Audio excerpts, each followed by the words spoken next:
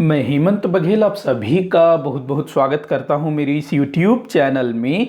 छत्तीसगढ़ सामान्य अध्ययन से संबंधित 10 प्रश्नों पर रोज हम लोग चर्चा कर रहे हैं और यहां मैं जितने भी प्रश्न लेता हूं सभी प्रश्न सीजी व्यापम और CGPSC की परीक्षाओं के लिए महत्वपूर्ण होते हैं। और अधिकतर प्रश्न तो इन परीक्षाओं में मतलब कि CGPSC और CG व्यापम की जो पहले हुई परीक्षाएं हैं वहां के प्रश्न पत्रों से मैं अधिकतर क्वेश्चंस उठाता हूं। तो आप लोग इस वीडियो सीरीज को रेगुलर देखा करिएगा। ये जो वीडियो है रोज सुबह 7 बजे अपलोड हो जाता है। आपको कुछ भी नोट नहीं करना है, कुछ भी लिखना नहीं है, बस आप वीडियो को एक बार देखिएगा और मैं 10 क्वेश्चन जो है रोज लाता रहूंगा और क्वेश्चन रिपीट भी होते रहेंगे तो वो आपके दिमाग में जो है बैठता रहेगा। तो आप रोज देखा करिएगा, 10-15 मिनट का वीडियो होगा, आपके दिमाग में जो है क्वेश्चंस उसके आंसर सारा कुछ बैठता रहेगा, आपको कुछ लिखने की जरूरत नहीं होगी। तो चलिए हम लोग वीडियो को शुरू करते हैं।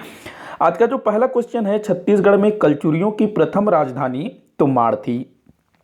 निम्न शासकों ने तुमाड़ से शासन किया। तो देखिएगा सॉरी, जो पहला चीज है, छत्तीसगढ़ में कलचुरियों की प्रथम राजधानी तुमाड़ थी। ये प्रश्न में ही बोल रहा है कि छत्तीसगढ़ में जो कलचुरियों ने शासन किया, लगभग 600-700 वर्ष इन्होंने शासन किया ना छत्तीसगढ़ में, काफी लंबे समय तक। तो इनकी प्रथम राजधानी बोल रहा है तुमाड़। तो पहला चीज आपको यह ध्यान में रखना है कि कलचुरियों को की छत्तीसगढ़ में पहली राजधानी तुमाड़ थी। वो बाद में रतनपुर हुई, रतनपुर से पहले भी तुमाड़ इनकी राजधानी थी। तुमाड़ कहाँ है? तो कोरबा जिले में है। उसके बाद बोल रहा है कि इस तुमाड़ से निम्न शासकों ने शासन किया, मतलब कि तुमाड़ से किन शासकों ने शासन किया था यह आप लोगों को बताना है। और ये जो क्वेश्चन है इस ऐसा क्वेश्चन है जो बार बार पूछा गया है और मैंने भी ना जो पहले जो CGP जो छत्तीसगढ़ सामान्य अध्ययन से रिलेटेड मैंने जो क्वेश्चन वाले वीडियो बनाए हैं पहले भी काफी सारे, तो उनमें भी मैंने ये वाले क्वेश्चन पूछा है। तो इसका आंसर आप लोग जल्दी से नीचे कमेंट बॉक्स में दीजिए मुझे, क्योंकि बहुत ज्यादा इंपॉर्टेंट है। तो पहली राजधानी तुमाड़, तो वहां से किन किन शासकों ने शासन किया, जल्दी से नीचे आप लोग जवाब अपना अपना लिखते जाइएगा। क्लास भले ही लाइव ना हो, मैं इसको लाइव नहीं देखूंगा लेकिन बाद में तो जरूर देखूंगा। और आप सही उत्तर दे रहे हो या गलत उत्तर दे रहे हो आप खुद अपना आकलन कर सकते हैं। तो आप लोग जो है बिना बोले ही अपने उत्तर नीचे कमेंट बॉक्स में लिखते चलिएगा। आप इस तरह का कोई सा भी वीडियो देखते हो ना, ऐसे MCQ वाले क्वेश्चन, चाहे मेरे देखते हो या फिर किसी दूसरे के भी देखते हो, तो आप लोग क्या करिएगा, नीचे ना उसका आंसर लिखते चलिएगा। आप वीडियो को पॉज करिए, जैसा भी आपको ठीक लगे, कमेंट बॉक्स दिया हुआ होता है उसमें आप जो है आंसर, जैसे ही प्रश्न है उसका आंसर आप जो है देते जाइएगा। इससे जो है आप एक लिखते जाओगे, या फिर आप कर सकते हो कॉपी में लिख सकते हो, कोई पेज ले सकते हो उसमें लिख सकते हो। आपका आंसर जरूरी नहीं है आप कमेंट बॉक्स में ही लिखो, लेकिन कमेंट बॉक्स में आप लिखते हो तो उससे आपका कॉन्फिडेंस थोड़ा बढ़ता है। तो खैर आप लोग जल्दी से इसका आंसर करिए। तो देखिएगा जो कलिंग राज है, जो कि कलचुरी, छत्तीसगढ़ में कलचुरी वंश का संस्थापक था। तो ये भी आपको ध्यान रखना है, छत्तीसगढ़ में कलचुरी वंश का संस्थापक कौन था? कलिंग राज। ये भाई संस्थापक था तो इसने तो तुमाड़ में शासन किया ही होगा, इसी ने राजधानी बनाया होगा ना तुमाड़ को। उसके बाद इसका उत्तराधिकारी हुआ कमलराज। कमलराज, तो इन दोनों ने तुमाड़ से शासन किया था, कलिंगराज और कमलराज। बाकी जो जगत देव है, प्रतापमल है, बाहरशाह है, ये लोग फिर बाद के शासक हैं, ये ध्यान रखना। और इन्होंने रतनपुर से शासन किया था। वहीं एक नाम और आता है रत्नदेव प्रथम। रत्नदेव प्रथम, तो जो रत्नदेव प्रथम ना, इसने क्या किया, राजधानी तुमाड़ से रतनपुर स्थानांतरित किया। मतलब सबसे पहला शासक कलिंगराज, उसके बाद कमलराज, उसके बाद तीसरा शासक हुआ रत्नदेव प्रथम। और रत्नदेव प्रथम ही वह व्यक्ति है जिसने तुमाड़ से कलचुरियों की राजधानी रतनपुर स्थानांतरित किया और रतनपुर नगर की स्थापना की और रतनपुर को अपनी राजधानी बनाई। तो यहां आप लोगों को यह भी ध्यान रखना है कि रत्नदेव ने भी थोड़े समय तक तुमाड़ से तो शासन किया ही होगा। ऐसा थोड़ी है कि जैसे ही उसका राजा बनने का समय हुआ होगा कि वो तुमाड़ से सीधा रतनपुर चला गया होगा कि नहीं भाई मैं यहीं से ही शासन करूंगा। थोड़े समय तो वो तुमाड़ से शासन किया ही होगा। तो इसका भी नाम आप लोगों को ध्यान रखना है। वैसे ना CGPSC और CG व्यापम ना अधिकतर इन्हीं को आंसर लेती है, लेकिन आपसे वो इस तरह से भी पूछ सकती है, रत्नदेव प्रथम को भी शामिल किया जा सकता है। तो थोड़ा सा आप जो है इसमें ध्यान रखिएगा। तो 1 और 2 इसका सही उत्तर होगा। 1 और 2 मतलब ब इसका राइट आंसर होगा। आगे बढ़ते हैं, अगला क्वेश्चन देखते हैं, किस वर्ष छत्तीसगढ़ को मध्य प्रांत का अंग बनाया गया? तो ये भी काफी इंपॉर्टेंट क्वेश्चन है, काफी बार पूछा गया है, रिपीटेड क्वेश्चन है। देखिएगा, छत्तीसगढ़ सामान्य अध्ययन से जितने भी क्वेश्चन है ना, अधिकतर रिपीट ही होते हैं, अलग अलग तरीके से घुमा घुमा के पूछा जाता है। तो जल्दी से नीचे इसका आप आंसर दीजिए। तो देखिएगा, बोल रहा है कि छत्तीसगढ़ किस वर्ष मध्य प्रांत का अंग बनाया गया? तो ये जो मध्य प्रांत है ना, ये ब्रिटिश काल में भारत का एक प्रांत अथवा एक राज्य हुआ करता था। जैसे आज के समय में हमारे देश में छत्तीसगढ़ राज्य है, मध्य प्रदेश राज्य है, उत्तर प्रदेश राज्य है, महाराष्ट्र राज्य है, तमिलनाडु राज्य है। तो उसी प्रकार से अंग्रेजों के समय में भी अलग अलग राज्य हुआ करते थे। तो उन्हीं में से एक राज्य था मध्य प्रांत। मध्य प्रांत, और बाद में इसमें बरार का क्षेत्र भी शामिल कर दिया गया, तो वो हो गया मध्य प्रांत एवं बरार। तो हमारा जो छत्तीसगढ़ का क्षेत्र है ना, वो इसी मध्य प्रांत के अंतर्गत आता था। तो आपसे पूछा जा रहा है कि छत्तीसगढ़ को मध्य प्रांत का अंग बनाया गया, तो कब बनाया गया भाई छत्तीसगढ़ को मध्य प्रांत का अंग? पहला दिया है 1854। 1854 ये जो तिथि है बहुत ज्यादा इंपॉर्टेंट है, क्योंकि 1854 में ही छत्तीसगढ़ जो है अंग्रेजों के अधिकार में चला गया। 1854 में लॉर्ड डलहौजी था ना, तो उसने जो है हड़प नीति चला रखी थी, और उस हड़प नीति के तहत उसने जो है नागपुर के भोसला राज्य को हड़प लिया। क्योंकि हमारा जो छत्तीसगढ़ था अंग्रेजों के पहले मराठों के अधिकार में था, नागपुर के भोसला शासकों के अधिकार में था। तो जो नागपुर के भोसला शासक का राज्य अंग्रेजों द्वारा छीन लिया जाता है, तो हमारा छत्तीसगढ़ भी अंग्रेजों के अधिकार में चला जाता है। तो 1854 में चला गया था, लेकिन उस समय तक जो छत्तीसगढ़ है उसका जो प्रशासनिक व्यवस्था अलग टाइप से होता था। उस समय कोई प्रांत प्रांत नहीं बने थे। इसके बाद 1861 दिया हुआ है, 1862 दिया हुआ है, 1846 1948 दिया हुआ है। तो देखिएगा 1861 ही वह वर्ष है जब मध्य प्रांत का गठन हुआ। कब हुआ? 1861 में मध्य प्रांत का गठन हुआ, और इसी वर्ष हमारा छत्तीसगढ़ भी मध्य प्रांत में शामिल किया गया। मतलब कि जो मध्य प्रांत का गठन हुआ ना 1861 में, तो उसमें छत्तीसगढ़ का राज्य भी इंक्लूड था, मतलब शामिल था। तो 1861 में मध्य प्रांत का गठन हुआ, और साथ ही साथ हमारा छत्तीसगढ़ भी जो है मध्य प्रांत का अंग बना। और 1861 में छत्तीसगढ़ में 3 जिले बनाए गए थे ना, रायपुर, बिलासपुर और संबलपुर। और 1862 में इन 3 जिलों को मिलाकर के रायपुर, बिलासपुर और संबलपुर को मिलाकर के क्या बनाया गया? एक छत्तीसगढ़ संभाग बनाया गया। तो छत्तीसगढ़ संभाग कब बना? 1862 में। और छत्तीसगढ़ मध्य प्रांत का अंग कब बना? तो 1861 में। तो आंसर क्या हो जाएगा? 1861। आगे बढ़ते हैं, अगला क्वेश्चन देखते हैं। बस्तर और करोंद, ये करोंद नहीं है करौंद है, अम की मात्रा आएगा, करोंद यहां पर अम की मात्रा।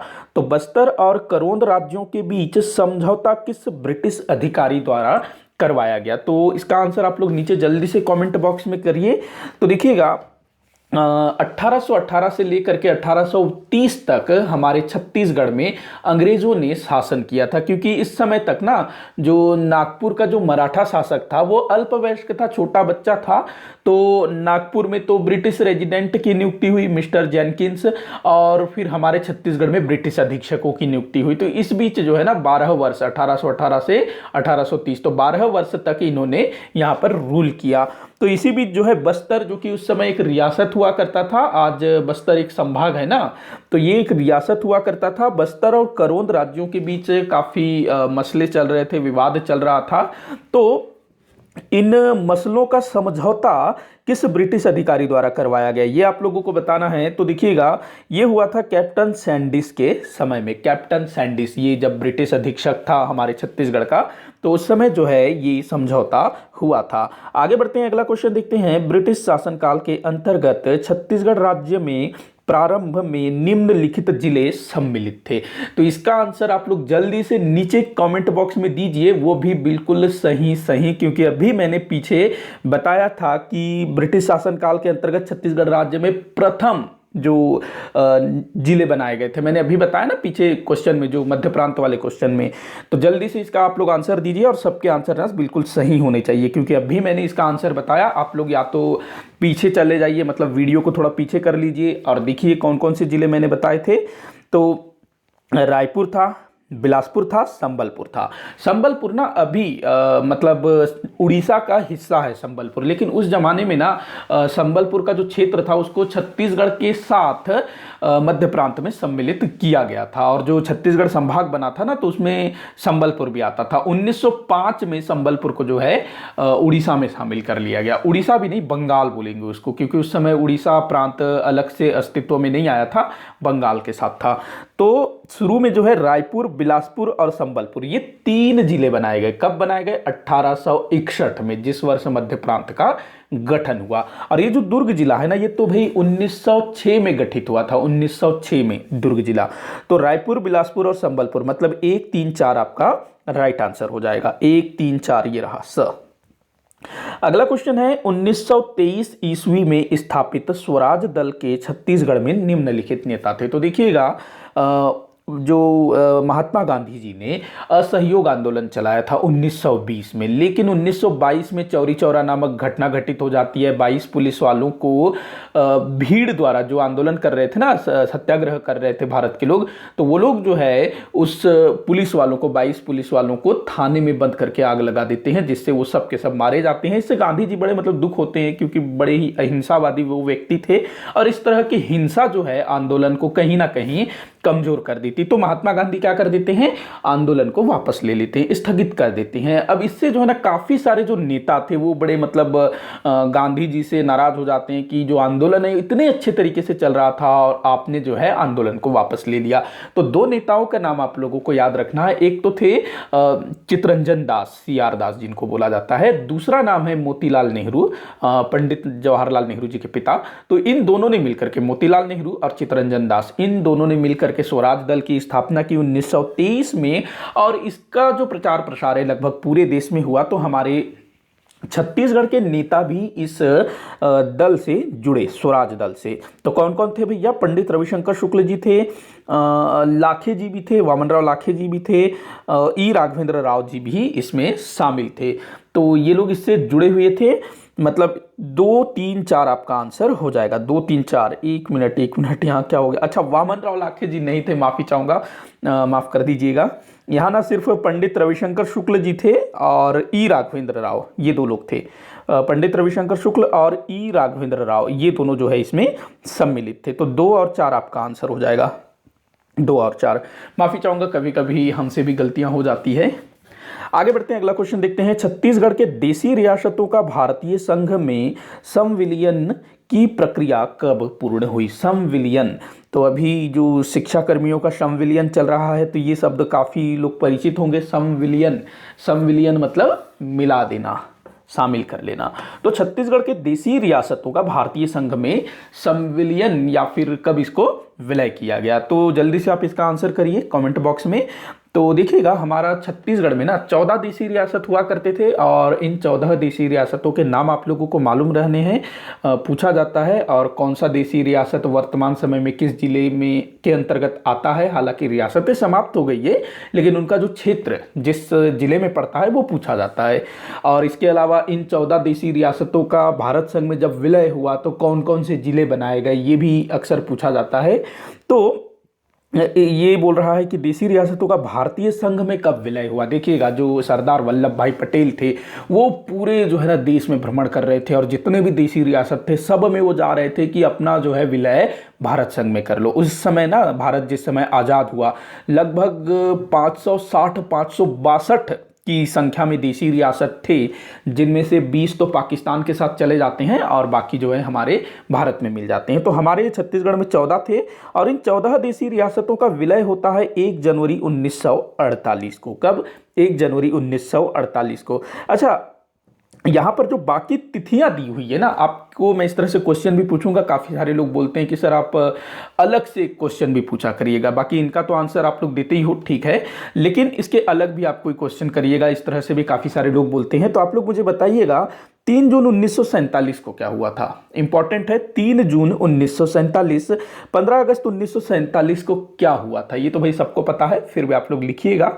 उसके बाद देखिएगा 26 जनवरी 1950, इस दिन क्या हुआ था? ये भी लगभग अधिकतर लोग को पता होगा, बाकी 3 जून वाला आप लोग बताइएगा, 3 जून 1947।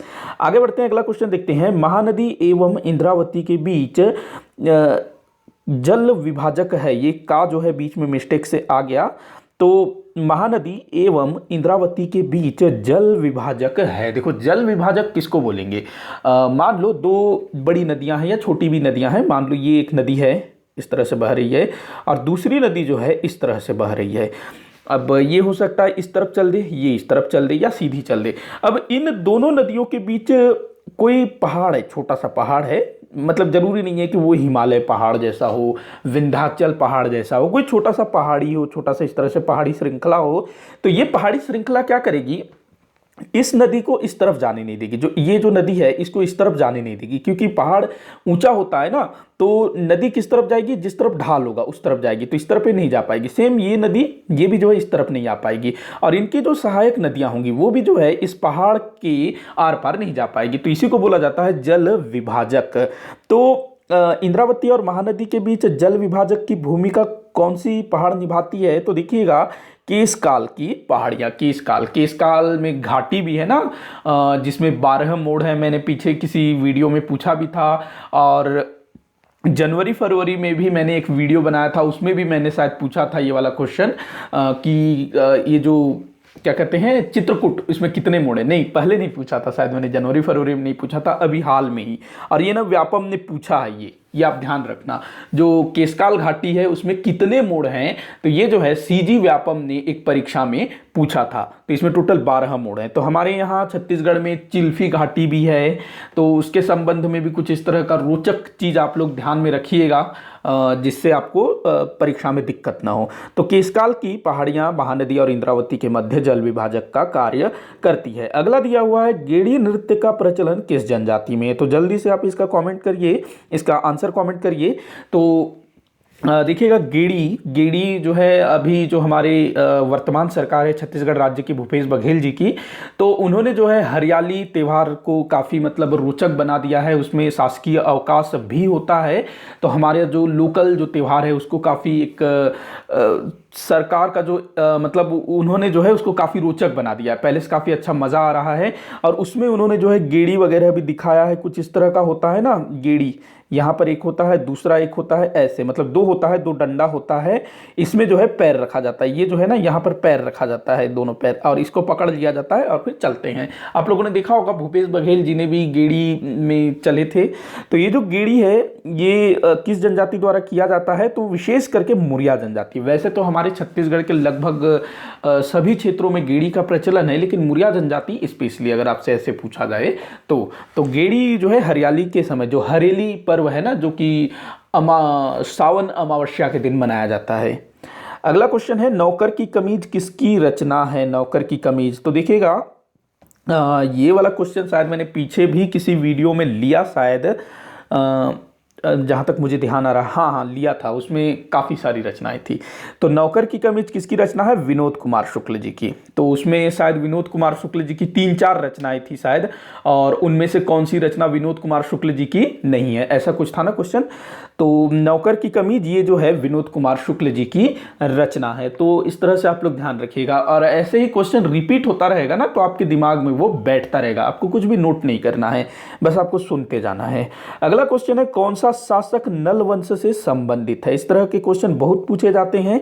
प्रवर सेन की अगर मैं बात करूं तो ये वाकाटक वंश का है। आप लोग जल्दी से नीचे इसका आंसर करिए, कौन नल वंश से संबंधित है। तो जो प्रवर सेन है ये वाकाटक वंश का है।